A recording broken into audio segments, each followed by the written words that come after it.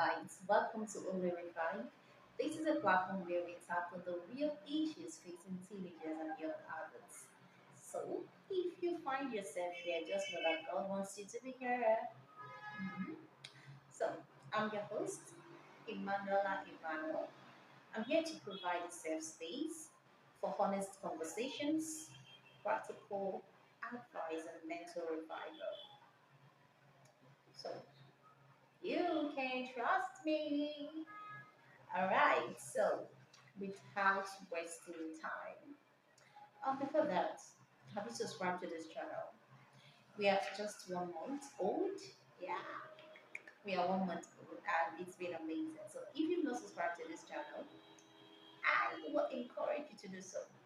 Please subscribe to the channel so that you will always be updated on fresh content. You don't want to miss out, right? So, and on today's episode of Only Revive,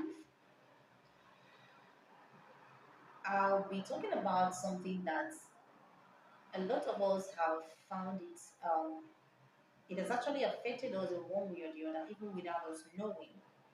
Some of you ask, or some of you wonder, why is it that you can't keep a relationship?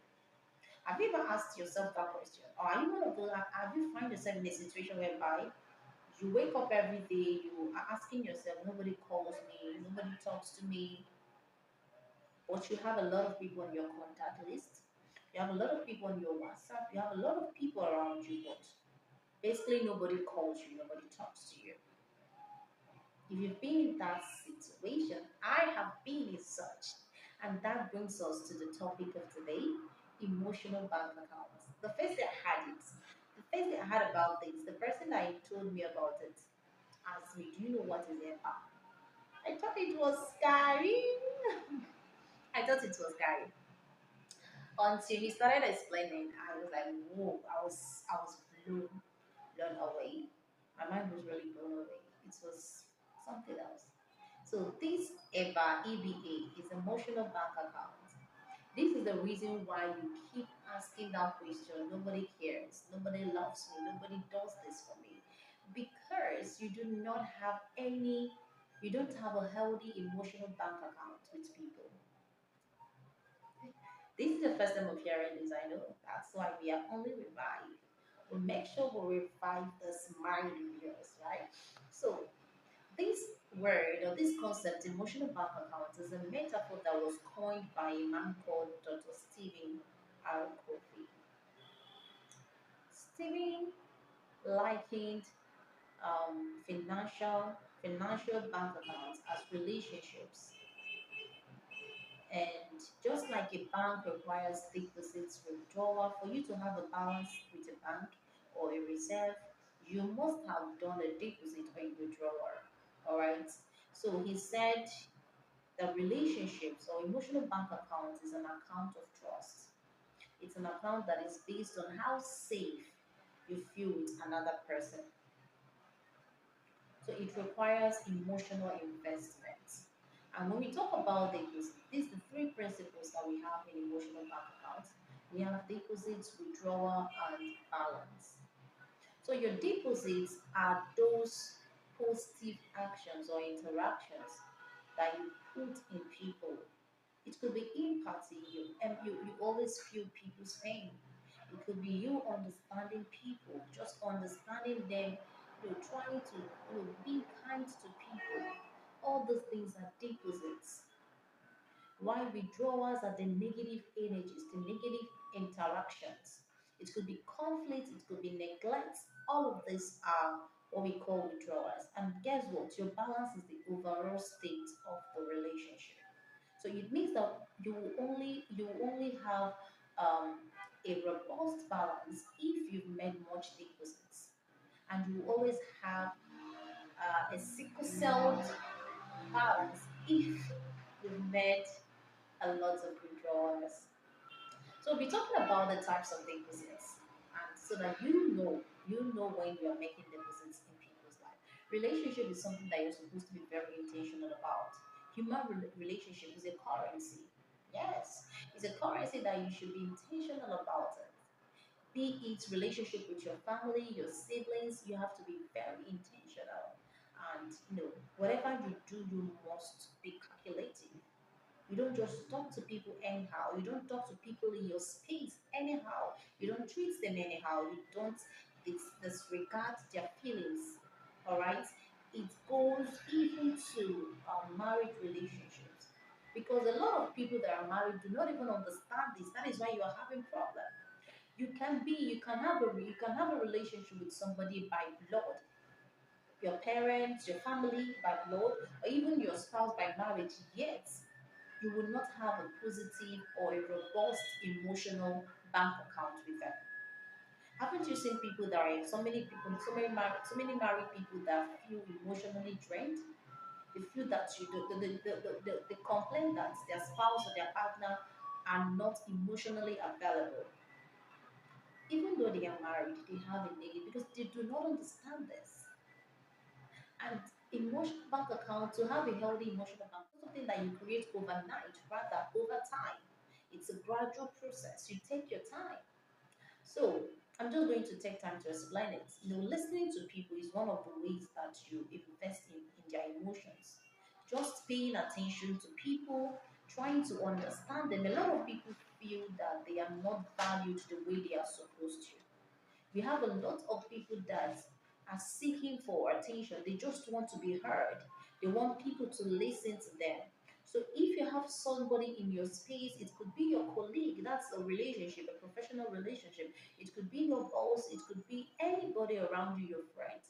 You must make sure that you're not someone that disregards people's feelings.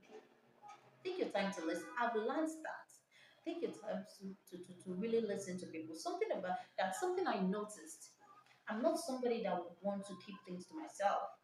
If something is bothering me and I keep it locked up, it's I can't just keep something locked up. If I have an issue, a matter, something is bothering me, anybody in my space, I will just share with the person, and it has really helped me. After most times when you share with them, they have something they can tell you that can ease up that pain or that, you know, whatever it is, it can just ease it up because you had somebody listening and they were able to provide solutions to you. So listening to people is a way of investing, it's a way of making deposits. Another way of making deposits is empathizing with people. Somebody can't be around you and they are complaining, they are crying, they are in any problem and you do not care, you just don't care. You have to empathize with people. That is one way of making deposits in their lives. Empathy. Another way is showing of appreciation and gratitude. You don't know how far or how long that can go. Just you showing gratitude. Just saying thank you. I made a video on that. Just being grateful to people, appreciating them over everything they do, no matter how little it is. Thank you, thank you, thank you. It goes a long way. Even showing or giving compliments, complimenting people. How do you feel when you're walking on the road or when somebody comes up to you and tells you you are beautiful? How do you feel? You don't know what you oh all those little things. We call it little things, but they are the little things that makes big things. It makes huge impact. Giving people hugs, you don't know it is magical. I'm telling you things to do to make deposits in that person's life. And what I'm saying is it will work perfectly even if you're married or you're in a relationship, you're courting, this will work amazingly. Alright? All sweet words. When you say those things, support, these things are deposits that you make in people's life. Alright? Even gifting people, keeping to your promise. When you tell somebody I'll be here by one, you are here by one. It fosters trust. It builds up an emotional reserve. By whenever you do that. Keeping commitments. Another way is making sure you communicate your mind. Nobody is a mind reader. So don't expect that this person knows your mind. Always communicate what you want. It helps to, build a higher level of trust. So another way you can make deposits in people's life is by, showing personal integrity. I've come to understand that integrity is a moral flow upon which trusting relationships are being built. You must be somebody that have a sound moral character in order to make positive deposits, in order for people to trust you. You must be somebody that have integrity. You shouldn't have a dirty character. All right, don't say this is who I am. It's not who you are. You can change if you're really intentional about the relationship. So, and the last of it or would be learning how to apologize whenever you make withdrawal. I've not even talked about withdrawal, but apology. Just saying I'm sorry, you don't know how far it can go. Remember, there's something I learned that the person that said sorry is not the weaker person, or rather it's the person that have gained mastery over the situation. It's the person that is the master of himself or of his emotion. Your ability to say sorry doesn't make you anything less or anything weak. It rather shows that you are in control of yourself. You are in control. You can control the situation. You can even control the next person. So apologizing whenever we must have made any withdrawal is really important. And let's talk about some of the withdrawals that people make. Some of the withdrawals are criticism. If you're always criticizing, you are not making a positive deposit. Is withdrawal. Criticism has a way of scaring scarring people's souls. Criticism have a way. Can you imagine criticizing someone all the time? It does not really help them emotionally. Yes. So that is a withdrawal. Another thing is dismissing people's feelings. You don't dismiss feelings. Allow them to express themselves. Yes, allow people to express themselves as long as you're around them. That is the only way you can build that relationship. Even if they are talking rubbish, first listen before you start correcting them. Alright? Nobody wants to be shush. Have it in mind. Breaking promises, you don't break promises. If you say you're gonna do something, make sure you do that thing. By so doing, you are gonna have a positive or you're gonna have a holding emotional bank account. Another thing is being unresponsive. You don't respond to people, snubbing people. Oh God, I hate it. You don't snubbing people. These are withdrawals, ignoring boundaries. You don't respect people's boundaries. These are withdrawals and many more withdrawals. So you're gonna do an exercise. I'm gonna give you an exercise to do. You're gonna check something. You check the relationships you have, the relationship you have between with your family or your friend or your classmate, your boss, your colleague. You're gonna check whether you are really making deposits or withdrawals. You're gonna do that exercise on your own and be able to. That is the only time you will understand why you are getting the reaction you are getting. Because people always respond to you based on the emotional bank account, your reserve, the balance you have in your EBA, in your EBA, the EBA you have with them. People will respond, yeah. If what you've been doing in a relationship is making withdrawals, what you will find it's gonna be a scary balance. That is why you just say one thing to someone. So maybe you're not. It's not even that deep. The way they will lash at you, you'll be asking, "Ah, for what?"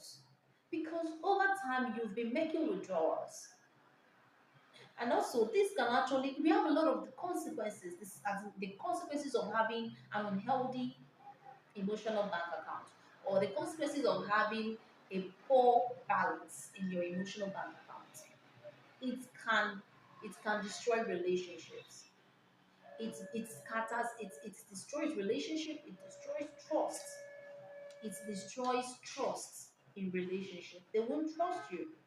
Every little thing you guys will be in conflict. You always be in conflict because you have just been busy making withdrawals instead of deposits in the relationship. That is where we have irreconcilable differences.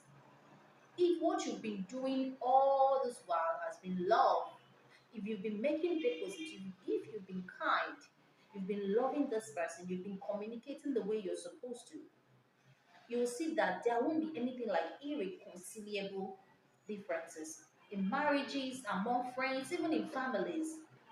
You see, so watch that is this is how you know why people react the way they react towards you. So you check this. You check whether you have a deposit or a withdrawal. There was a time in my life, there was a time in my life where my phone would not just ring. You know this periods or these moments when you wake up every day, you don't even get to see a text message from anybody. Mainly the text messages I do see them was from the groups, the WhatsApp groups I was on. So I one day I thought about it. My spirit told me, whatever you want, it's a principle that people ignore. The principle of whatever you want someone to do for you, do it for them. It's a principle that is being ignored so much. So what I did that day, it's really I got an instantaneous result. I'm telling you, I'm not kidding. You can try that. From my phone being very silent. If I wake up in the morning, nobody, no individual. And I know I have a lot of people on my contacts.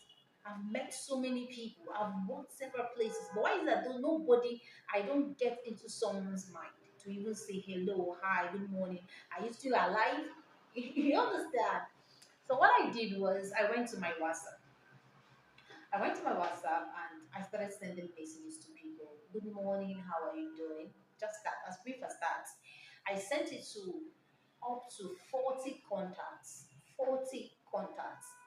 And in less than a minute, in seconds, my phone was bubbling. My phone was shaking with, messages. Tum, tum, tum. I laughed. I was like, whoa, is this really how it works? I is this really how it works? And it didn't just stop that day. You see that after that period, after that day, you see tomorrow someone will remember to call you because you called them, you chatted them up. Another scenario, I did that and I told myself, I will be doing this so that I can keep some relationships. Communication is the engine of every relationship. So if you want your relationship to die, end communication. And I mean communication, I mean good communication. Another thing that happened to me from this, from what I'm talking about, when I started doing that, I became intentional. I was like, okay, if this is the result I'm getting, then I want to do this often. And I told myself maybe every 2 days, I will do this again, send a bulk message to people that I know. It doesn't matter where they are, I'm going to send a message, I'm going to involve them or engage them in a conversation. I did that. So okay, recently someone referred me to somebody for for something, yeah, for something, and this was as a result of me being intentional about you know keeping that relationship and maintaining the relationship I have with that person by communicating, by checking up on them, by making deposits. You see, when if you don't talk, how would I knew that I couldn't have gotten that referral. That referral couldn't have come from that person if I had not done that. If I had not communicated with the person, if I had not checked up on that person few days ago. You see, who will remember you if you've not been in contact with them for months? It's hard. It's very easy for somebody to know that, for somebody to call you for something because you're already talking with the person, than somebody that they have lost contact with or they have not been talking to for a period of time.